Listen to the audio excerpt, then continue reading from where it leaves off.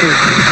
He beats the kids, he beats her daughter. That's right. But her daughter makes no more than anything. I said, your daughter's mine. You must know what happens. Only 3 people in the state. Exactly. We had to do a polygraph and everything. You did a polygraph too? Yeah, because we used to drop the kids off over there. So you and Cindy. On the surface, Daniel Martell looked like a man stepping into a fatherly role. Smiling photos, carefully curated posts, the picture of a blended family trying to make life work.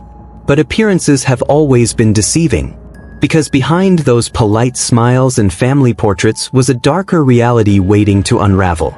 Neighbors whispered their suspicions. They saw bruises. They heard the arguments. And while Martell was never just a stepfather to Lilly and Jack in name, in practice, he was something else entirely, an imposing figure whose presence carried fear rather than protection. What outsiders didn't see in those filtered snapshots was the tension that filled the Sullivan home. To a stranger scrolling through Facebook, the family looked ordinary, even happy. Weekend fishing trips, birthday cakes, staged selfies in the living room, it all projected normalcy. Yet those who lived closer, those who caught the small details when no camera was around, sensed something was wrong. The children's voices would fall silent when Martell entered the room. Jack, once energetic and playful, seemed to shrink in his presence, eyes darting to the floor, shoulders stiff with unspoken anxiety. Lilly, just as young and impressionable, carried a different kind of fear, the kind that lingers in her hesitant smiles and the way she clung to her mother whenever arguments broke out. Neighbors recalled hearing shouting late into the night. Doors slamming. A man's voice raised in anger, sharp and unforgiving. And then, sometimes, the sound of a child crying, muffled, cut short, as if someone had silenced it.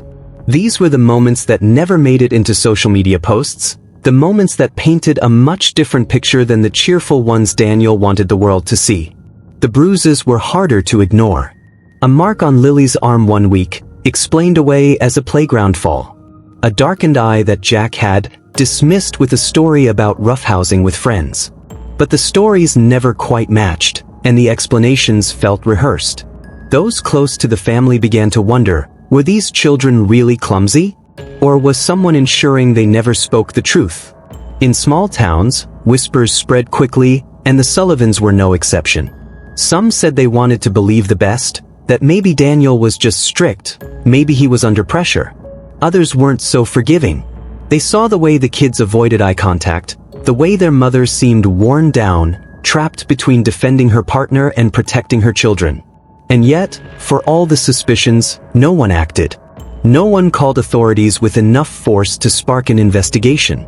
Maybe it was fear of retaliation, maybe it was doubt, or maybe it was the belief that families fight and kids get hurt sometimes. Whatever the reason, silence became complicity. What makes Daniel Martell's role in Lilly and Jack's lives so haunting is the duality of his image. On one hand, he presented himself as a provider, a man stepping in to help raise children who weren't his own. On the other, behind closed doors, he embodied the opposite of fatherhood, using intimidation and control where there should have been safety and care. Children know when they are not safe, even if they can't put it into words. Their bodies tell the story long before their mouths ever dare to. Jack flinched at sudden movements, his small frame recoiling as though anticipating a strike.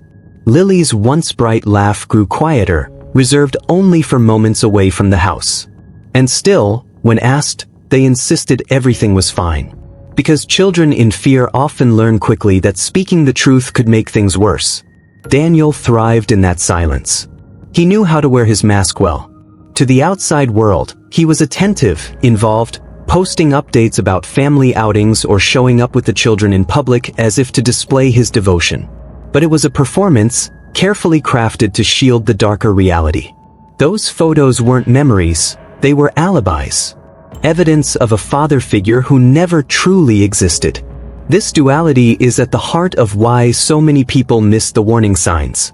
It's easy to dismiss bruises as accidents when a smiling family photo follows the next day. It's easy to excuse late-night shouting when, in daylight, the family appears intact.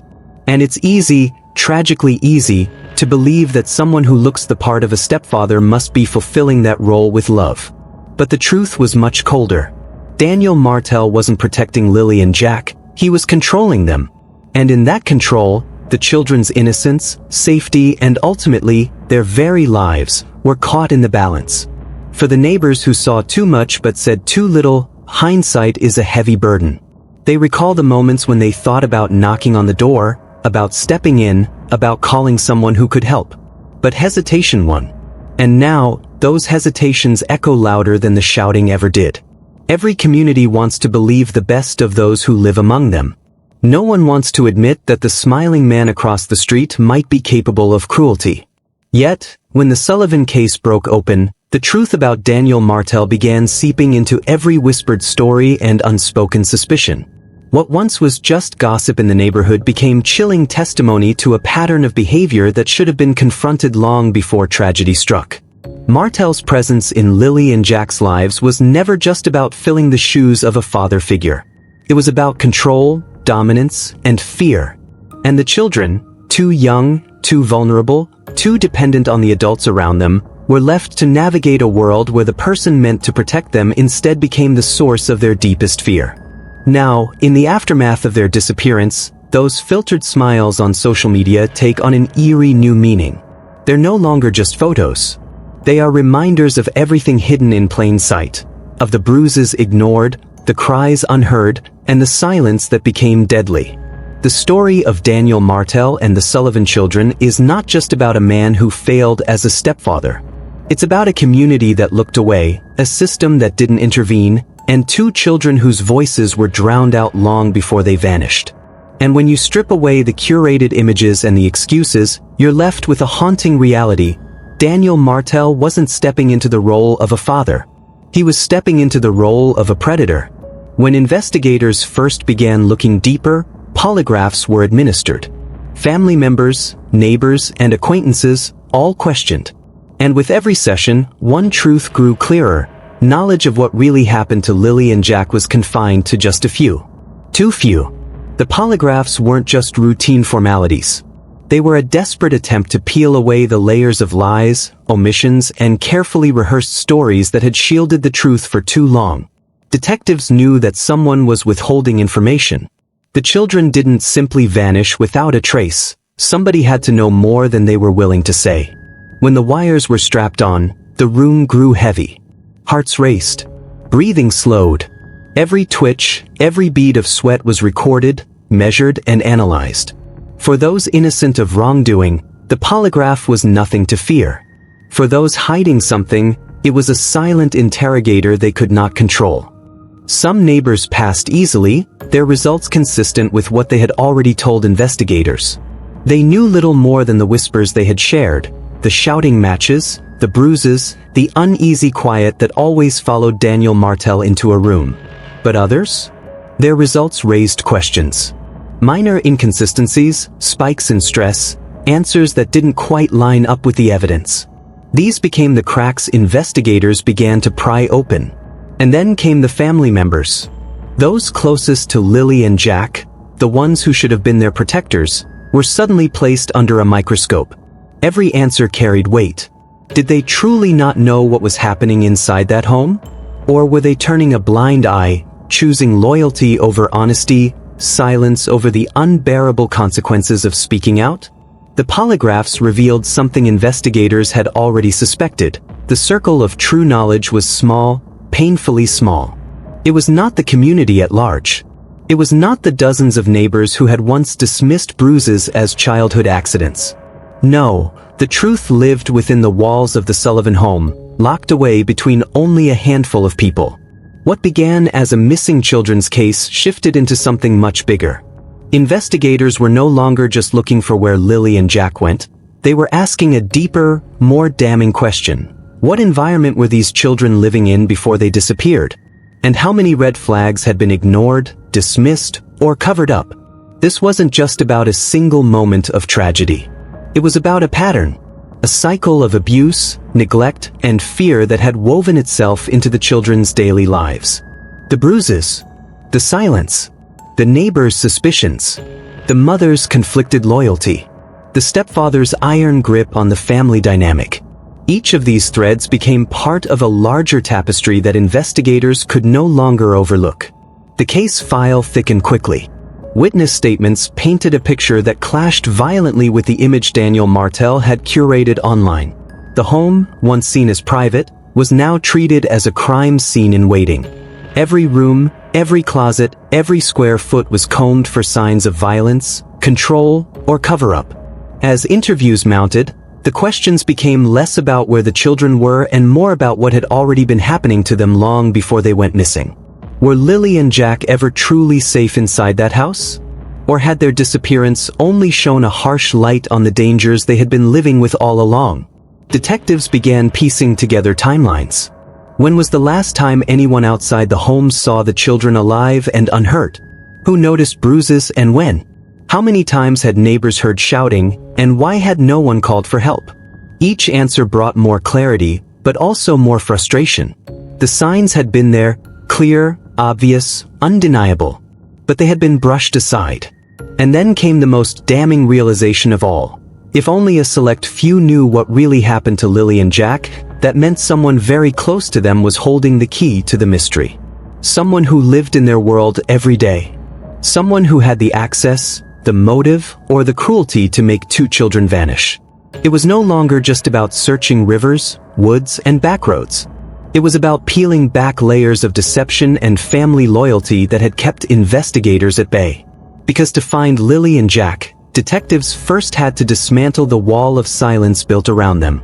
The shift in the investigation was palpable. Search parties still combed through fields, but inside the station, the energy turned inward. This wasn't just about tracking footprints or analyzing surveillance footage.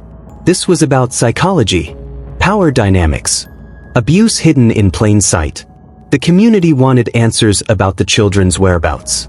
Investigators wanted something even more fundamental, the truth about what life was like for Lilly and Jack before the day they disappeared. Because the answer to that question might reveal not only what happened to them, but who had allowed it to happen. Every polygraph, every interview, every uneasy silence reinforced the same conclusion. This wasn't the work of a stranger lurking in the shadows. It wasn't a random act of evil. It was something closer, something far more intimate and terrifying.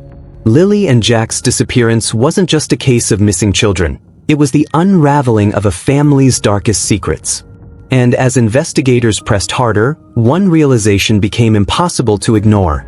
If only a few people knew the truth, then the silence of those few was the greatest obstacle standing between justice and two innocent children.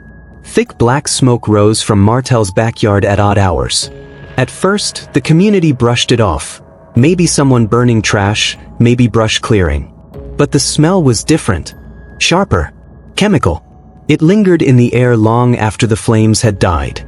Neighbors remember the way it stung their noses and clung to their clothes. The kind of smell you couldn't just wave away. It stayed, settling on the skin, scratching at the throat, coating everything in a sickly film. It wasn't the smell of leaves or wood or brush. It was toxic. Everyone who caught a whiff of it knew something about those fires wasn't right. But like so many other things surrounding the Sullivan home, the smoke became just another detail people whispered about, then dismissed. Some said it was none of their business. Others muttered that maybe Martell was just careless, the kind of man who'd burn garbage without a thought for the law or his neighbors. But no one wanted to imagine the darker truth, that the flames were hiding secrets. Investigators later discovered these weren't harmless backyard fires.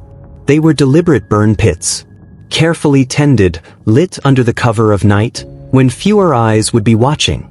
And what Martell fed into those flames was no ordinary trash. Plastic containers, old tires, strips of rubber, bottles of industrial solvents, all thrown into the pit. Materials that release choking black smoke, heavy with carcinogens and chemical toxins. Each time those flames roared to life, invisible poisons spread through the night air. Dioxins, benzene, heavy metals, all the byproducts of burning synthetic materials, rising from Martell's backyard and drifting silently into the homes of neighbors, into the soil, into the lungs of anyone nearby. And in the middle of it all were Lilly and Jack. Two children who had no choice but to breathe it in. Night after night, their little lungs filled with toxins. Their clothes absorbed the smell, their hair carried the sting of smoke, their toys sat in yards coated by the fallout. They were not just living near danger, they were living in it. To investigators, the burn pits became more than just an environmental hazard. They were clues, maybe even evidence of something darker. What was Martell trying to destroy? Why the late-night fires? Why the need for secrecy? The materials suggested more than laziness. They suggested concealment. Plastic and solvents weren't just trash, they were accelerants. They made sure whatever went into those flames was consumed quickly and left almost nothing behind. Neighbors began to reframe what they'd seen. The odd glow from behind Martell's fence. The acrid smoke drifting through their windows. The nights when the fire burned longer, hotter, more furious than usual. Could it have been more than garbage? Could something precious, something irreplaceable, have been fed to those flames? The possibility was too terrible to say out loud at first. But as investigators dug deeper, it became harder to ignore. Burn pits weren't just pollution, they were cover-ups. They were tools of destruction, used to erase objects, evidence, maybe even truth itself. Children forced to live around that kind of environment don't just suffer physically. They suffer emotionally, psychologically. Lilly and Jack grew up watching the fires, hearing the crackle of flames consuming whatever their stepfather tossed in. The smoke itself became a warning, a silent signal that something dangerous was happening again. It was fear made visible, fear they could smell and taste. Reports from neighbors describe Lilly coughing during the day, Jack rubbing his eyes, their mother airing out the house after another night of smoke. But the pattern continued, unchecked, because no one stopped Martell. No one called authorities with enough urgency to shut the fires down. And so the children kept breathing in poisons, kept living under the shadow of those flames. For investigators, every burn pit they unearthed, every scorched patch of soil they tested, told a story. It was a story of neglect at best, malice at worst. A man willing to endanger not just his neighbors but his own household. A man unconcerned with the health of two innocent children who had no escape. The backyard fires became symbolic of everything else in the case. The things hidden in plain sight, the dangers explained away, the cries ignored until it was too late. Each plume of black smoke was a warning, but a warning that went unanswered. Now, when the community remembers those nights, the memories feel heavier. The stinging smell in their throats wasn't just an inconvenience. It was evidence, evidence they didn't recognize, evidence they lived alongside, evidence that may hold answers to what happened to Lilly and Jack. Because if Martell was willing to poison the air his children breathed, what else was he willing to destroy in those flames? Parents began pulling their children inside. Windows shut.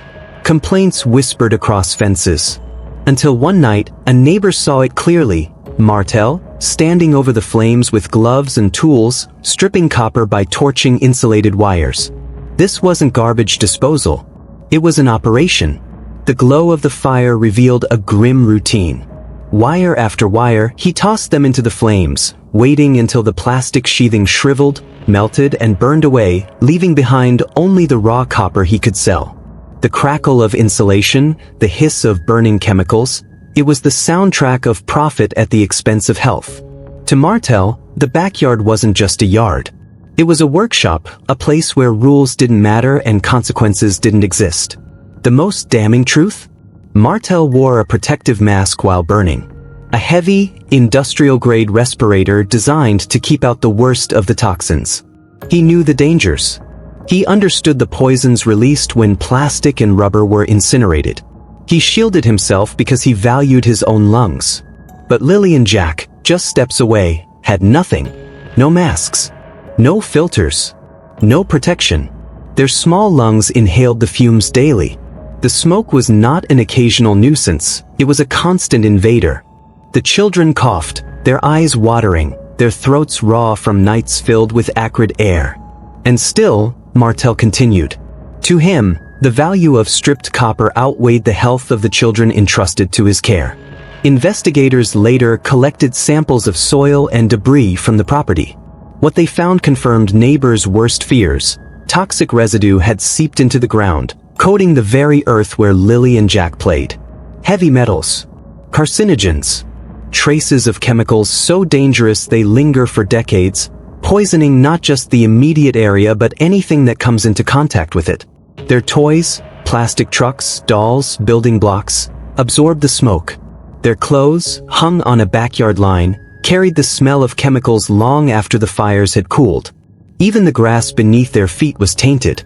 Every breath, every touch, every moment outdoors became another silent assault on their bodies. To investigators, this was more than neglect. It was calculated indifference. Martell knew enough to protect himself but chose not to extend that same care to the children. He created an environment where survival meant inhaling poison and normal life meant exposure to hazards most parents would never dream of allowing near their kids. Neighbors described how they began to notice subtle changes in the children. Lily's persistent cough, Jack's frequent nosebleeds, their pale complexions, their sudden fatigue. Symptoms that, at the time, were brushed aside as colds or childhood illnesses. But in hindsight, they were signs of toxic exposure, signs no one connected to the smoke until it was too late. And all the while, Martell's operation continued. Late nights, early mornings, the glow of flames flickering against the dark sky. To those living nearby, it became background noise, another bad habit they tolerated, another problem they ignored. Complaints were whispered but rarely formalized, because speaking up meant conflict. And conflict with Martell was something few wanted to invite. The children, however, had no escape. Unlike neighbors who could shut windows or retreat inside, Lilly and Jack lived in it, slept in it, breathed it around the clock. Their innocence was wrapped in smoke, their childhood memories stained with the harsh sting of burning plastic. This truth hit investigators hard. It reframed the disappearance not only as a tragedy but as part of a broader pattern of danger. Lilly and Jack were not just children who vanished one day, they were children raised in an environment poisoned by neglect, indifference, and abuse disguised as normal life. Every detail mattered. The gloves Martell wore, the tools he used, the mask strapped across his face. Each piece told the same story. He knew. He understood the risks, and he acted only to protect himself. That knowledge transformed his actions from reckless to deliberate, from careless to calculated. The image of two children standing just a few steps away while their stepfather worked over toxic flames is one investigators could not forget. It became a symbol of everything the case represented. Innocence crushed under the weight of someone else's choices, lives endangered by the very person meant to protect them. Parents in the community would later say that was the moment everything clicked. The smoke hadn't just been an eyesore or a smell you couldn't shake. It was a weapon, a constant stream of poison unleashed in a backyard where two small children lived and breathed. And while Martell stripped copper to line his pockets, Lilly and Jack were being stripped of something far greater: their health, their safety, their chance at a normal childhood. When the RCMP stepped onto the property with their equipment, the truth lit up instantly. Air quality meters spiked. Soil samples turned toxic. The secluded yard behind that cottage wasn't just unkempt, it was contaminated, a chemical graveyard hiding in plain sight. Officers in protective gear moved cautiously, boots crunching over charred earth. Every step revealed more of what had been hidden from plain view. The ground was blackened, cracked in places where intense heat had baked the soil until it hardened like ceramic. Ashes clung to everything, mixed with residues of melted synthetic materials. What looked, at first glance, like the aftermath of a bonfire was something far more sinister. Years of deliberate burning, layer upon layer of poison compacted into the earth. The meters told the story as soon as they powered on. Toxic spikes blinked across the screens. Levels of volatile organic compounds that had no business being present in a residential backyard. Carcinogens floating in the air, invisible yet dangerous with every breath. Investigators didn't just see the damage, they inhaled it, felt it cling to their protective masks, tasted it faintly even behind filters. This wasn't casual dumping. It was systematic destruction. Lab tests confirmed what the meters had already suggested. Industrial solvents, the kind used to strip, dissolve, or erase. Melted plastics, burned down to their chemical signatures. Scorched rubber, releasing the unmistakable trace of benzene and sulfur. These weren't the innocent remains of brush clearing or yard debris. They were the fingerprints of chemical burns, carried out over and over again with precision.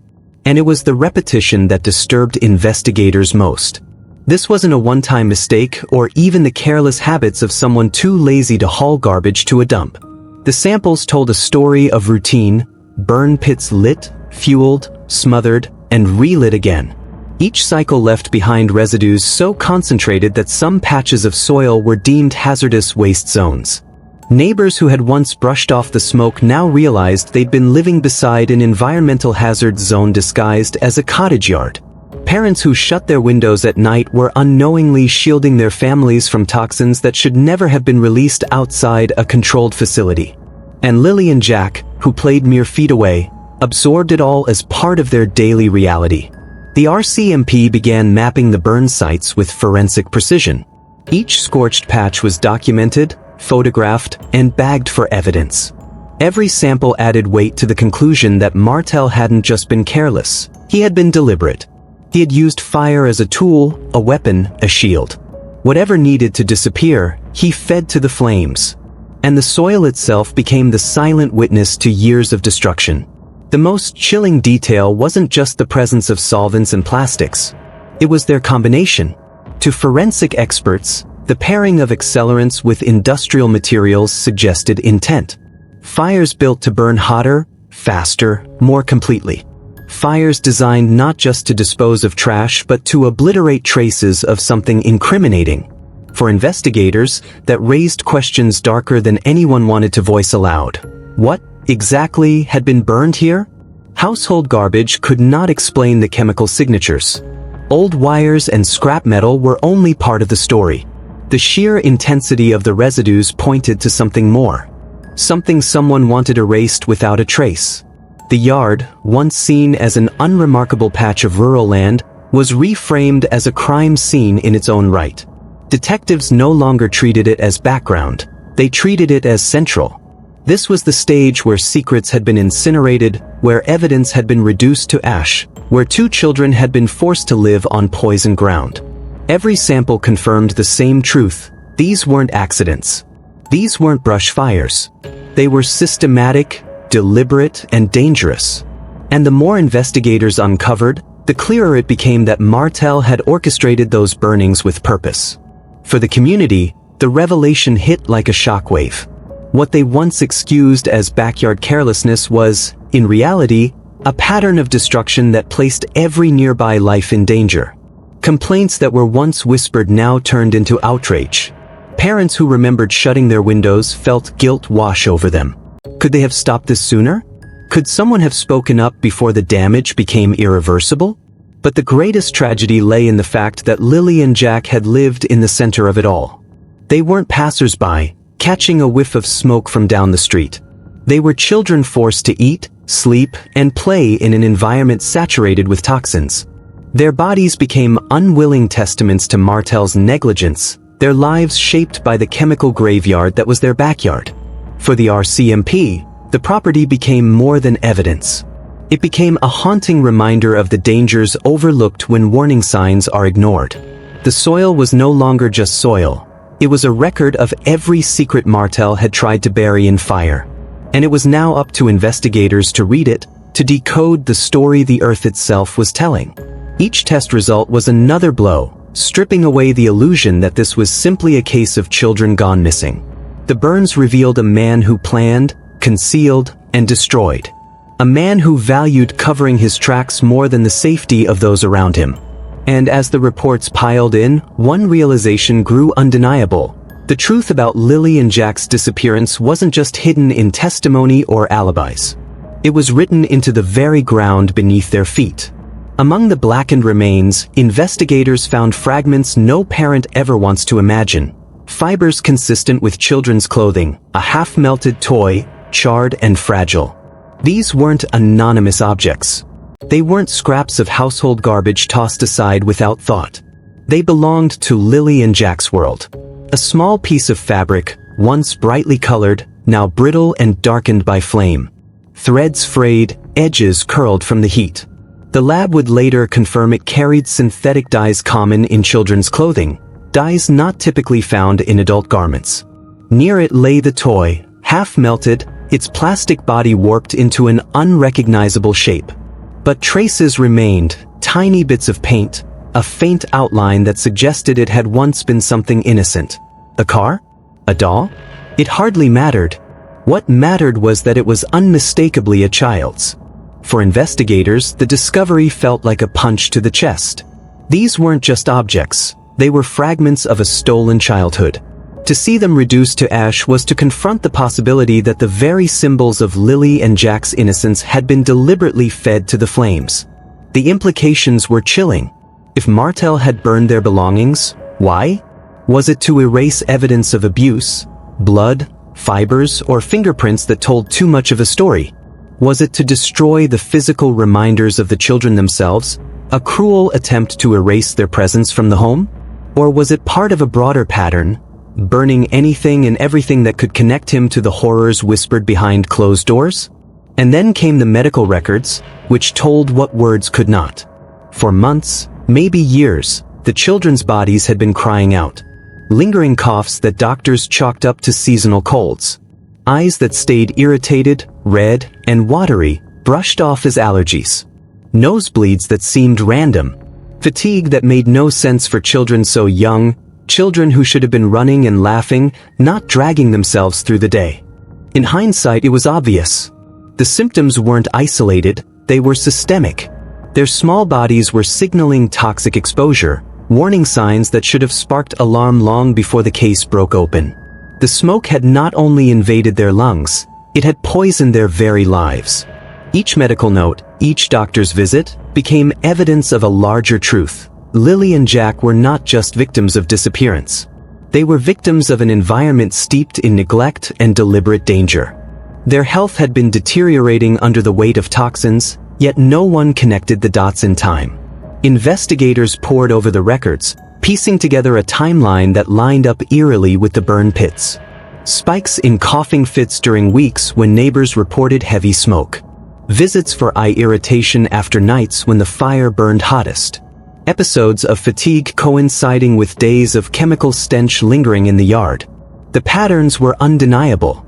And the cruelest realization? These children had been asking for help in the only way they could, their bodies breaking down, their symptoms repeating, their energy fading. But instead of being understood, they were misdiagnosed, overlooked, or dismissed. For the community, the revelation was devastating. Parents looked at their own children and imagined them coughing through the night, eyes burning, chest tightening, and realized Lilly and Jack had endured that reality day after day.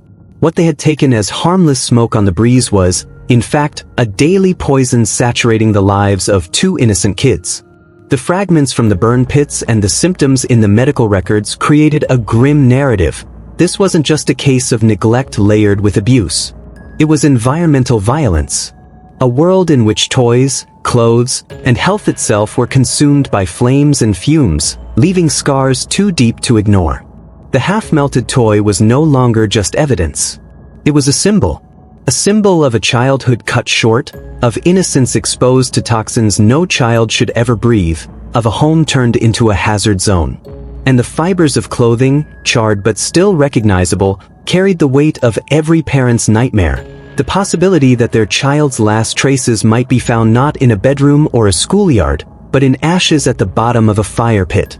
Every discovery pulled investigators further from the hope of a simple missing persons case and deeper into the certainty that Lilly and Jack's suffering had started long before they vanished. Their disappearance wasn't the beginning of the tragedy, it was the end result of a long, invisible war waged against their health, their safety, and their very existence. Nova Scotia law strictly prohibits burning PVC insulation. The dangers aren't just whispered in obscure research journals. They are well documented, public, and accessible. Health Canada has published guidelines on the toxicity. Environmental agencies have circulated bulletins. Inspectors know the risks. Doctors know the symptoms. Parents who've ever smelled the sharp sting of melted plastic know something isn't right. And yet, despite the visible smoke curling into the air, despite neighbors whispering complaints across fences, despite official reports filed with clear details, Martell was never charged. Not once. That fact alone sends a chill through the story. How could something so visible, so consistent, be ignored? Thick black smoke rising at odd hours wasn't a one-time event. It was a pattern. It was documented, complained about, witnessed. People spoke up. Neighbors did what they were supposed to do. Yet the system, the very institutions meant to protect children and communities, failed to act. So why wasn't anything done? That is the question that gnaws at the community. Was it simple negligence, a case of officials brushing off complaints as unimportant, chalking it up to rural nuisance rather than real danger?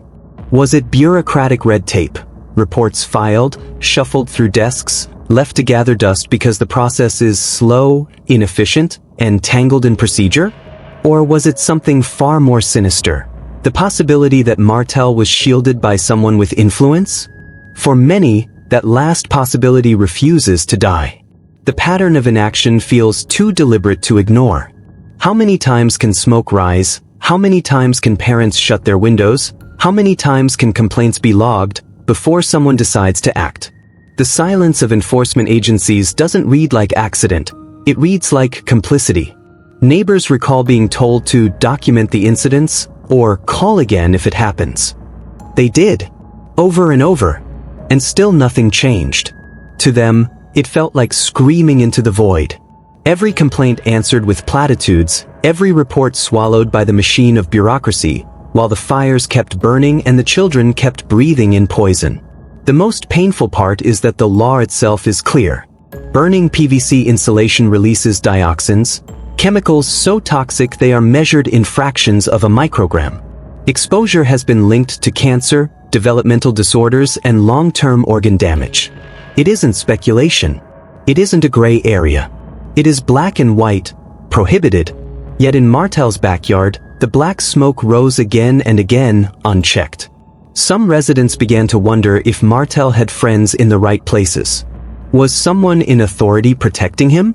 Was he tied to scrap dealers, inspectors, or local officials who looked the other way? The thought alone is terrifying because if true, it means Lilly and Jack weren't just failed by one man, they were failed by a network of silence and willful blindness. For the community, anger mixes with guilt. Anger at a system that ignored them, but guilt that they too accepted the inaction after a while. Parents pulled their kids inside. They shut their windows. They whispered across fences about the smell, the headaches, the sting in the back of the throat. But when no authority stepped in, many stopped pushing. Some feared retaliation. Others convinced themselves it wasn't their fight. And in that gap of silence, Lilly and Jack remained trapped in the very center of the smoke.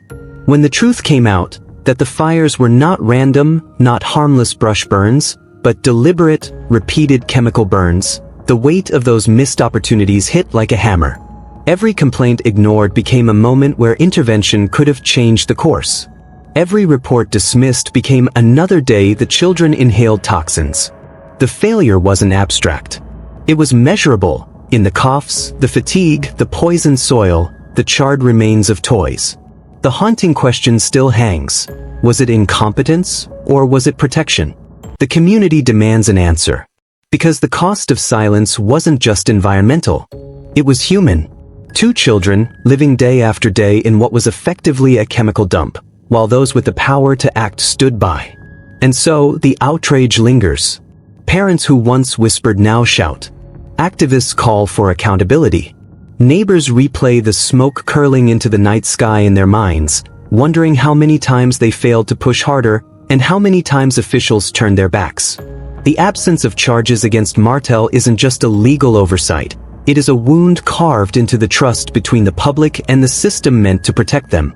The law was clear. The evidence was visible. The complaints were documented. And yet, action never came. That's why the community still demands an answer, because without it, the silence feels complicit. Without it, the tragedy of Lilly and Jack isn't just about what happened in Martell's backyard. It's about the pattern of inaction that let it continue until it was too late. This wasn't hidden. The smoke was visible for miles. It curled above the tree line in thick, dark columns, a signal in the sky that something unnatural was burning. The smell was unmistakable, an acrid stench that clawed at throats and stung the eyes. It drifted into homes, seeped through cracks, and lingered on clothes. Parents recognized it instantly as more than wood smoke. This was chemical. This was poison. And yet, despite the obvious signs, silence prevailed. The fires burned, the fumes spread, and no one in authority stopped it. The question haunts everyone now: would authorities have ever intervened if Lilly and Jack hadn't vanished? Would they have simply let the smoke keep rising, the air keep thickening, the children keep coughing, until one day the community stopped noticing it altogether? Was the disappearance of 2 innocent children the only trigger strong enough to shake a system out of its slumber? Because if that's the truth, it means the fires could still be burning. That's the most bitter thought for the neighbors, realizing that without tragedy, the toxic cycle might have continued unchecked year after year. Martell might still be standing over his flames with a mask strapped to his face, while Lilly and Jack played nearby with nothing to protect them but fragile lungs and silence. Now, things look different. Vigils are held. Candles burn for Lilly and Jack, flickering in the night where black smoke once rose. Families gather in town squares, their voices rising in prayer and in protest. But behind the grief lies a deep, searing anger, an anger that grows hotter with each unanswered question. This is not just sorrow for 2 missing children. It is rage at a system that ignored every warning sign. Rage at officials who dismissed the smoke as nuisance complaints. Rage at inspectors who turned away from evidence that was both visible and undeniable. Rage at the failure to act until the worst-case scenario unfolded. Because to the community, this was never just a disappearance. The crime scene had always been there, smoldering behind the cottage in plain view. The blackened soil. The scorched piles of wire. The foul odor clinging to the air. It was waiting for someone, anyone, to listen. The neighbors replay it in their minds. The countless nights when smoke curled upward. The moments when their children coughed, when they rubbed their eyes and shut their windows. They remember the calls they made, the reports they filed, the times they were told it would be looked into. And they remember how nothing changed. For them, the vigil candles are more than symbols of grief. They are symbols of betrayal. Each flame is a reminder that their voices were ignored, their fears dismissed, their children placed at risk by a system that chose silence. The flickering light is as much about justice as it is about remembrance. And so the anger doesn't fade. It grows. It fuels conversations across fences, in grocery store aisles, on community forums. It drives petitions, demands for inquiries, calls for accountability. Because now the community knows what they always suspected. This wasn't an invisible threat. It was a visible one. And those in power allowed it to continue. Some ask whether the disappearance of Lilly and Jack could have been prevented if action had been taken earlier. If inspectors had shut down Martell's burn pits. If charges had been filed after the first report. If the system had treated toxic smoke with the seriousness it deserved. Those ifs echo endlessly, cutting into the heart of every vigil, every candlelit prayer, every tear shed for the children. The truth is brutal. For Lilly and Jack, the crime scene wasn't discovered when they vanished. It was there all along, smoldering in the backyard, filling the air with poison, and waiting for someone to pay attention. And that failure, that silence, will forever remain a stain on the story of their disappearance. Even before the disappearance, Lilly and Jack's bodies were already telling their story. Every cough, every moment of fatigue, every heavy breath was a signal, an unspoken plea for help. Their lungs were carrying the invisible weight of toxins, absorbing the residue of chemicals no child should ever be near. The symptoms weren't dramatic all at once. They crept in slowly, almost deceptively. What began as a seasonal cough never truly went away. What seemed like simple tiredness became a constant state of exhaustion. Their young bodies were waving red flags, but those flags were overlooked. Teachers noticed it first in subtle ways. Lily's eyes, usually bright and curious, sometimes seemed glazed over, as if a fog had settled over her thoughts. She would lose focus mid-lesson, her pencil resting idle on the page, her gaze drifting toward the window as though her mind was somewhere else. At first, it was easy to dismiss as daydreaming, the kind of restlessness common in children her age. But it kept happening. Jack, usually energetic and quick to laugh, grew irritable. His outbursts became sharper, his patience thinner. Teachers marked it down as behavioral changes, perhaps tied to challenges at home, perhaps just phases of childhood. But what no one realized was that his nervous system was being strained, his little body reacting to toxins it could not process. Irritability, difficulty concentrating, fatigue, these weren't just personality shifts. They were clinical signs, silent alarms ringing beneath the surface. Parents in the community remember seeing Lilly and Jack on the playground, playing alongside other children but lacking the stamina to keep up. While their friends ran and shouted with boundless energy, the siblings would sometimes sit down earlier, their faces flushed, their breathing labored. Neighbors recall moments when Lilly coughed so hard it startled those around her, only for her mother or Martell to wave it off as just a cold. But the cold never left. The cough became part of her. Doctors' visits came and went, but without context, the puzzle never fit together. A persistent cough here, a little fatigue there, symptoms that in isolation seemed unremarkable. Without someone connecting them to the black smoke rising from the backyard, no one realized the full picture. Lilly and Jack were being poisoned in plain sight. Their fragile bodies were the first witnesses to the crime scene unfolding around them. In hindsight, the signs were everywhere. The irritated eyes that teachers thought were the result of allergies. The dark circles under Lilly's eyes that looked like poor sleep but were actually the toll of chronic exposure. The fidgeting in class that wasn't misbehavior but neurological stress. The sudden lack of appetite, the headaches, the unexplained fevers, all pieces of a larger story that was never pieced together until it was too late. Forensic specialists would later confirm what the children's bodies had been saying all along. Long-term exposure to burned plastics and solvents manifests in exactly these ways. The lungs suffer. The nervous system reacts. Concentration falters. Irritability spikes.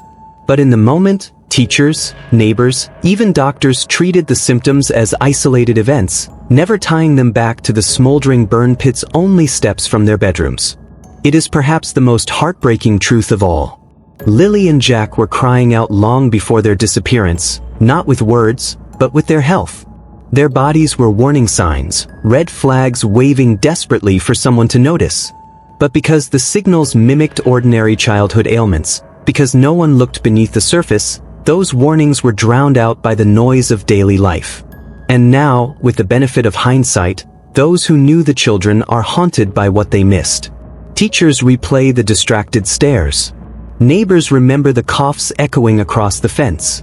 Even classmates recall moments when the siblings seemed distant or unusually tired. All of it, in retrospect, forms a chorus of ignored alarms. The tragedy, then, didn't start the night Lilly and Jack vanished. It began much earlier. It began the moment the first cough settled into their lungs and never left. It began when their small bodies absorbed what the adults around them dismissed. Long before investigators arrived with soil tests and air meters, long before the community gathered with candles at vigils, Lilly and Jack were already living proof of the crime scene that surrounded them. Their disappearance only revealed what their bodies had been saying for months. They were children poisoned by silence, their suffering hidden in plain sight. Doctors raised quiet concerns. Subtle notes in medical files. Offhand remarks during checkups. Observations that didn't quite fit the usual patterns of childhood illness. Lilly's lingering cough, which didn't respond to antibiotics. Jack's unusual fatigue, which seemed far beyond what doctors expected from a boy his age. Their immune systems seemed taxed, their symptoms oddly persistent. But without a clear cause, without someone connecting those dots to the smoke that rolled from Martell's backyard, the concern stayed quiet, buried beneath the assumption that children simply get sick often. Meanwhile, parents of classmates whispered to one another that something wasn't right. They noticed the way Lilly sometimes struggled to catch her breath after running, or how Jack would tire quickly during games. They saw the way both children's eyes looked weary, the way they seemed distracted in school, sometimes irritable, sometimes withdrawn. One parent even admitted later that she thought about reporting her suspicions, but convinced herself it was not her place. After all, children have ups and downs. Who would listen to whispers when nothing concrete could be proven? Each warning was brushed aside. Doctors chalked the symptoms up to recurring colds, stress, maybe even mild asthma. Teachers attributed the behavior changes to phases of development or trouble at home. Neighbors told themselves the children's fatigue was normal, or that maybe they were simply shy or sensitive. Every small concern was minimized, excused, or deflected. The truth remained hidden in plain sight because no one pushed hard enough. No one connected the obvious environmental hazard to the children's failing health. And so, nothing concrete was done. No medical testing for toxins. No official investigations into the health complaints. No child welfare checks prompted by the repeated reports of smoke. The signs were everywhere, yet action was nowhere. By the time the truth finally came to light, Lilly and Jack had already endured years of poisoning. Their lungs had been scarred by inhaled chemicals, their bodies weakened by exposure no child should ever face. Every cough, every headache, every restless night was a record of damage accumulating inside them.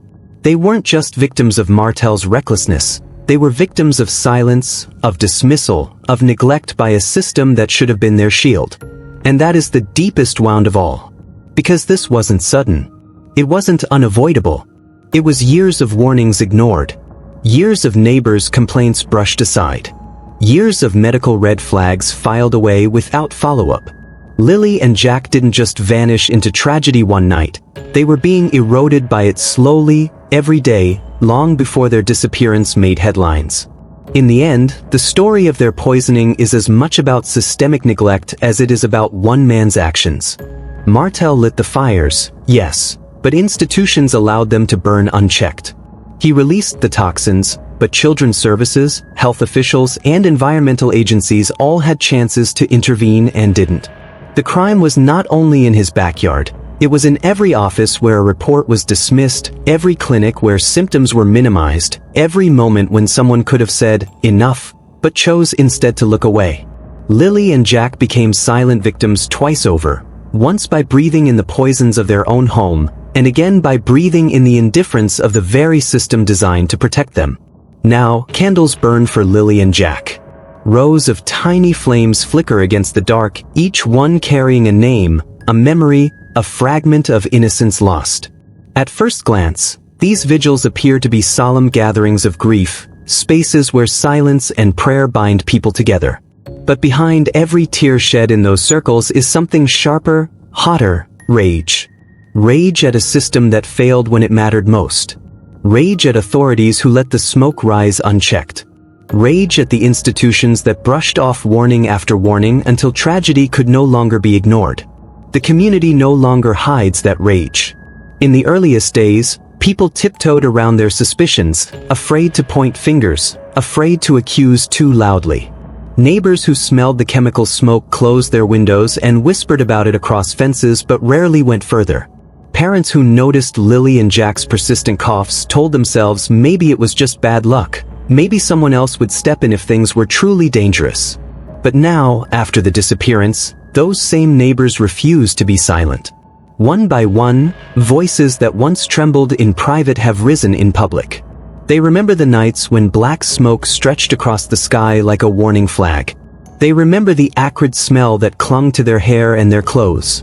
They remember the worried conversations they had with one another about what those children were breathing in, about whether something terrible might one day happen. And they remember how, every time they tried to raise concerns, nothing was done. The memory of that silence, the silence of officials, of agencies, of those with power, is what fuels the community's fury now. Because to them, the pattern is clear. This wasn't a tragedy born of mystery. This was a tragedy born of neglect. The disappearance of Lilly and Jack didn't reveal a crime scene. It confirmed one that had been smoldering in plain sight all along. At the vigils, speeches are no longer just about mourning. They are about accountability. Parents step up to microphones and demand to know why complaints were ignored. Teachers speak about the signs they saw in Lilly and Jack's behavior and how no one followed through. Activists raise questions about whether environmental inspectors were pressured to look away or whether child protection services ever investigated the home. Each candle is lit for the children, but each voice calls out for justice. The anger is raw because the community knows this did not have to happen. They believe the evidence was there, visible, tangible, undeniable, for years. And they believe officials had chance after chance to intervene but chose not to. That's why these vigils feel different from ordinary memorials. They are part mourning, part protest. Each flame is a symbol not just of loss, but of defiance. Neighbors who once felt powerless now speak with authority. They no longer hesitate to tell reporters what they saw, what they smelled, what they feared. They describe Martell's backyard in vivid detail, the glow of flames at midnight, the sight of him wearing a protective mask while his stepchildren coughed nearby, the way the smoke rolled into their own homes and made their own children sick. They recall filing complaints that seemed to vanish into thin air. They recall being told to let it go. And now they demand to know, who let it go? Who ignored those cries for help? The vigils, then, are more than moments of remembrance. They are public indictments of failure. They are the community's way of refusing to let Lilly and Jack's story fade into the endless archive of unsolved tragedies. People hold candles not just for comfort but as torches, symbols of light against the darkness of silence, promises that they will keep pressing until someone answers. For many, accountability has become the only way to honor the children's memory. They say justice is not optional, it is owed. Because if officials had acted when the first reports came in, if someone had connected the children's symptoms to the smoke, if the law had been enforced as it should have been, Lilly and Jack might still be alive. That knowledge burns as hot as the grief itself, and it pushes the community forward, louder and more relentless than before. Now, in town halls, at vigils, in front of cameras, the people speak with one voice. No more silence, no more excuses. They demand accountability, not someday, but now. Investigators are now forced to confront not only Martell's crimes but their own failures. Every step they take onto that contaminated property is shadowed by the weight of questions they cannot escape. Why did no one act sooner? Why were the burn pits allowed to keep smoldering despite years of visible evidence? Why were neighbors' complaints treated as background noise instead of alarm bells? Each unanswered question digs deeper into the credibility of those sworn to protect. And with every day that passes, the gap between what was promised, safeguards, oversight, justice, and what actually happened becomes more glaring. This isn't just about Martell anymore. It's about the institutions that failed to stop him. For the RCMP, the environmental agencies, and child protective services, the spotlight is unrelenting. They are not simply investigators in this case. They are participants, their inaction woven into the very fabric of the tragedy. Community members no longer separate the crime from the system. In their eyes, both are guilty. Martell for lighting the fires and the authorities for watching the smoke rise and doing nothing. The credibility of these institutions is at stake. Each press conference, each official statement, is met with skepticism, if not outright hostility. People no longer accept vague reassurances or promises of ongoing investigations. They want accountability, not platitudes. They want to know who signed off on reports that went nowhere, who dismissed the neighbors' calls, who allowed toxic air to choke children without consequence. Until those answers come, every investigator who steps in front of a microphone carries the weight of suspicion as much as authority. Because this was never just a disappearance. The narrative of two children vanishing into the night is too simple, too convenient. The truth is far more damning. This was a crime scene hidden in plain sight, years in the making, with victims who were crying out long before they were declared missing. The disappearance is only the final chapter of a story written in smoke, poisoned lungs, and systemic neglect. And until someone takes responsibility, Lilly and Jack's story will remain more than just personal tragedy. It will stand as a symbol, not only of loss, but of silence. Not only of grief, but of negligence. Their names have become shorthand for institutional failure, invoked in town halls, vigils, and news reports as evidence of what happens when systems built to protect the vulnerable choose convenience over courage. But the community refuses to let the story end there. They do not gather simply to mourn, they gather to confront. They remind each other, and anyone who will listen, that Lilly and Jack did not just slip through the cracks. They were shoved through by apathy, by red tape, by indifference. And until those responsible admit their failures, the community will not stop asking the question that haunts every parent, every teacher, every neighbor who saw the smoke. Who failed these children? That question has no expiration date. It lingers at every vigil, it hangs over every courtroom, it seeps into every newscast. It is the question that prevents this case from becoming just another unsolved mystery filed away in archives. It forces officials to reckon with their choices, or lack of them. And it ensures that Lilly and Jack's memory will not fade quietly, but burn as a constant reminder of the cost of silence.